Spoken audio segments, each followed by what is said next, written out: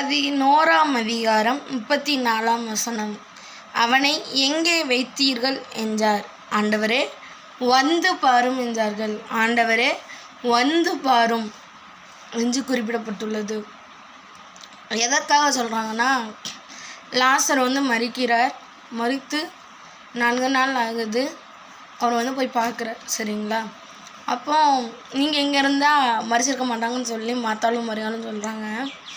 ஆனால் ஆண்டவரே நீங்கள் வந்து பாருங்கள், எங்கே வச்சிங்கன்னு கேட்குறாங்க. கேட்டால் ஆண்டவரே வந்து பாரும்.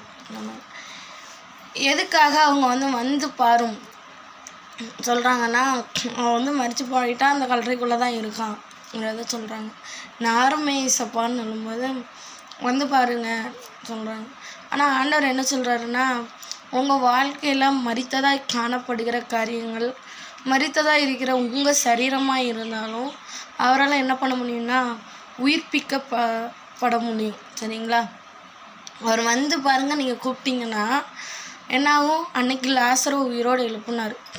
அதே போல் இன்னைக்கு உங்கள் வாழ்க்கையில் மரித்ததாய் எதெல்லாம் ஒரு காரியமாக இருந்தாலும், மரித்த சாராளின் கர்ப்பத்தை உயிரோடு எழுப்பின அதே தேவன் உங்களுடைய கர்ப்பத்தையும் உயிரோடு எழுப்புவார். அதே போல் அநேக காரியங்கள் மரித்ததாக என் கரங்கள் செயல்படல, மரித்ததாக இருக்குது.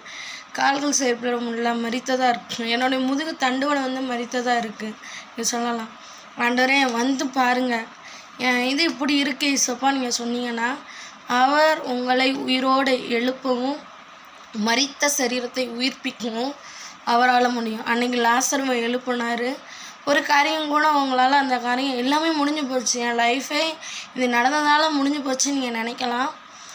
அந்த காரியத்தை ஆண்டவரே நீங்கள் வந்து பாருங்கள் நீங்கள் கூப்பிட்டீங்கன்னா அந்த காரியம் என்ன ஆகும்னா உயிர்ப்பிக்கப்படும்.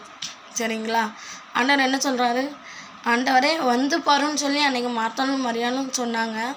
அதே போல் வந்து பாருங்கன்னு சொல்லும்போது அன்றைக்கி லாசருவை உயிரோடு எழுப்பினார். இன்றைக்கி எதெல்லாம் உங்களுக்கு மரித்ததாய் காணப்படுகிறதோ அதை முழுவதும் அவரால் உயிர்ப்பிக்கப்பட முடியும். ஆமேன். கர்த்தர் தாமே உங்களை ஆசீர்வதிப்பாராக. ஆமேன். God bless you all. Thank you.